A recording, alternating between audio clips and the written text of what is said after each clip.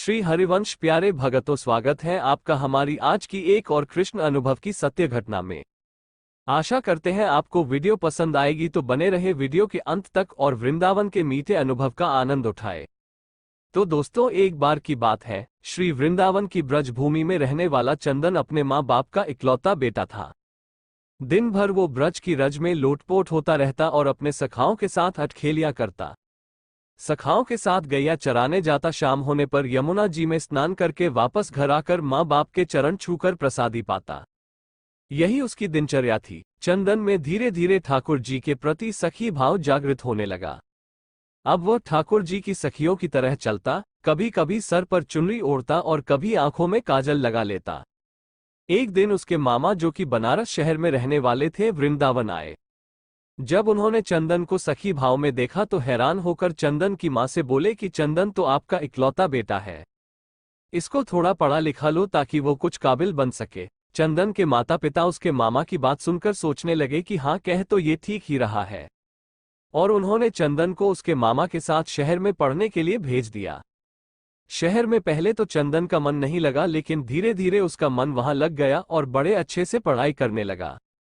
चंदन अब बड़ा होने लगा। चंदन चाहे शहर में रहकर वहां रच बस गया था, लेकिन उसके अंदर ब्रजरज का रस कूट कूट कर उसके प्रत्येक रोम रोम में बसा हुआ था, जो कि उसको कभी भी ब्रज से दूरी महसूस नहीं कराता था। इसलिए वो अपने आप को वहां अकेला नहीं समझता था, क्योंकि वो अपने अंदर ही पूरे आनंद में रहता था। चंदन की कक्षा में एक छात्रा उसकी सखा बन गई, जिसका नाम ललिता था। ललिता के माता पिता का बचपन में ही स्वर्गवास हो चुका था। वह अपने नाना नानी के साथ रहती थी। वो बहुत ही सीधी सादी लड़की थी। चंदन और ललिता की खूब बनती थी। स्कूल खत्म होने पर दोनों इकट्ठे ही आगे की पढ़ाई के लिए कॉलेज में प्रवेश हुए। वहां पर इकट्ठे पढ़े। चंदन की पढ़ाई अब खत्म हो चुकी थी। वो अपने घर वृंदावन धाम जाने के लिए तैयार हुआ तो उसने ललिता को कहा, क्या तुम मेरे साथ वृंदावन धाम चलोगी? तो ललिता ने अपने नाना नानी की आज्ञा लेकर चंदन के साथ जाना स्वीकार कर लिया। जब चंदन अपने मामा जी से विदा लेकर वृंदावन धाम पहुंचा तो वृंदावन में कदम रखते ही चंदन के हाव भाव बदल से गए। वह तो एकदम से सखी भाव में आ गया। उसकी चाल नर से नारी जैसी हो गई।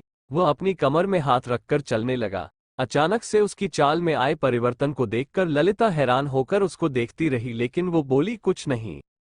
अब चंदन अपने घर पहुंच चुका था। घर जाकर उसने अपने माता पिता के चरण छुए और ललिता के बारे में उनको बताया।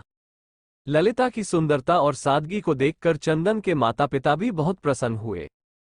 काफी दिन हो चुके थे ललिता को वृंदावन आए हुए, तो जब उसने चंदन से जाने की आज्ञा मांगी तो चंदन ने अचानक से उसको कहा कि क्या तुम मेरी जीवन संगिनी बनोगी? अचानक से यह सुनकर ललिता घबरा और लज्जा सी गई और उसने मुस्कुराकर हाँ में हामी भर दी। अब उन दोनों की शादी बड़ी धूमधाम से संपन्न हो गई, लेकिन ललिता को कभी कभी चंदन का व्यवहार अजीब सा लगता था।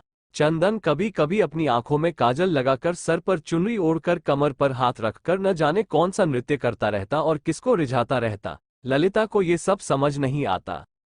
एक दिन उसने पूछा कि आप कभी कभी ऐसा रूप क्यों धारण कर लेते हो? तो चंदन मुस्कुराकर उसकी तरफ देखने लगा और तभी उसने मन में कुछ निश्चय किया और कहा कि प्रिय, तुम सुबह तैयार हो जाना, मुझे तुम्हें कहीं पर लेकर जाना है। ललिता को कुछ समझ नहीं आया, लेकिन पति की आज्ञा को मानकर वो जल्दी सुबह उठकर तैयार हो गई। चंदन उसको बरसाना धाम ले गया और किशोरी जी के निज महल में जाकर उसने अपने पांव में घुंघरू बांधकर, आंखों में काजल लगाकर, कमर पर चुनरी बांधकर नृत्य करना शुरू कर दिया। ललिता उसको देखकर हैरान हो रही थी कि अचानक से चंदन को क्या हो गया है। वो तो बस अपनी धुन में किशोरी जी के आगे नृत्य करता जा रहा था। उसका नृत्य इतना मंत्रमुग्ध करने वाला था कि वहां पर आए सभी भक्तजन ठिठक कर उसके नृत्य का आनंद ले रहे थे।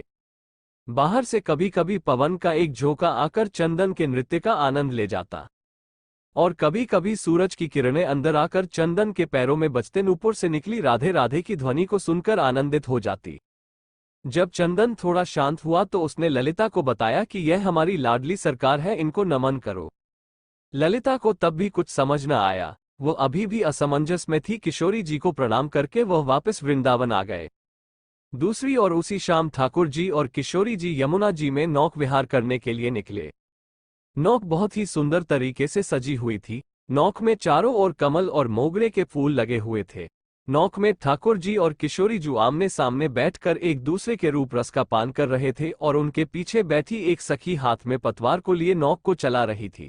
तभी अचानक से सखी के हाथ से पतवार छूटकर यमुना में चली गई और वो घबरा सी गई और घबराहट के कारण वो अपने पैरों के नाखून से नौक की भूमि को कुरेदने लगी।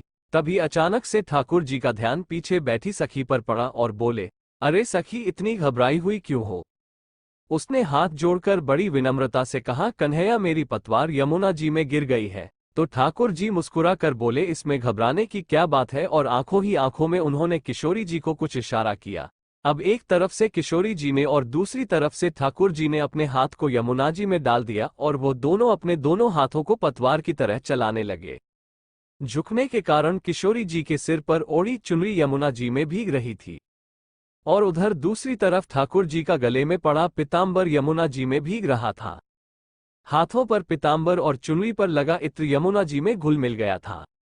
ठाकुर जी और किशोरी जी ने अपने हाथों से उस नाव को किनारे पर लगाया। अगले दिन ललिता की सास और ससुर चंदन के मामा के यहाँ कुछ काम से चले गए। अब घर में ललिता और चंदन अकेले थे। चंदन सुबह सुबह ही अपने काम पर चला गया और ललिता हाथ में मटकी को लेकर यमुना जी से जल भरकर ले आई। आज घर में कोई नहीं था, इसलिए जब ललिता ने मटकी में से जल को थोड़ा सा पिया तो उसमें इतनी सुंदर इत्र की खुशबू को महसूस करके वो बहुत प्रसन्नता से भर गई। धीरे धीरे उसने उस मटकी में से काफी जल पी लिया और जब थोड़ा सा जल शेष बचा तो उसका ध्यान मटकी में पड़ा। तो वह क्या देखती है कि नौका में बैठकर विहार करते किशोरी जू और लाल जू नजर आ रहे हैं। ललिता घबराकर दीवार के सहारे टेक लगाकर खड़ी हो गई। उसको कुछ सूझ नहीं रहा था। मटकी से पिया हुआ जल धीरे धीरे अब उसके पूरे शरीर में फैल गया था। उसकी आंखों में न जाने कैसे अश्रुधारा बहने लगी। इतने में चंदन बाहर से आया और अपनी पत्नी की ऐसी दशा देखकर उसने पूछा, प्रिय, क्या हुआ? ललिता के मुख से कुछ भी नहीं निकल रहा था, परंतु उसके होंठ कुछ कहने के लिए फड़फड़ा रहे थे। सांस जोर जोर से चल रही थी, आंखों की पलकें हिल भी नहीं रही थी। चंदन ने जब उसको झिंझोड़कर बार बार पूछा तो उसने मटकी की तरफ इशारा किया। चंदन ने जब मटकी की तरफ देखा तो उसको भी मटकी में ठाकुर जी और किशोरी जी की नौक विहार की छवि दिखाई दी और वह झूम झूम कर नाचने लगा और ललिता को पकड़कर उसने खींचकर जोर से अपने अंक में भींच लिया और कहने लगा, अरे प्रिय, आज तुझे ब्रज ने स्वीकार कर लिया है, आज तुझे मेरे श्यामा श्याम जू ने स्वीकार कर लिया है।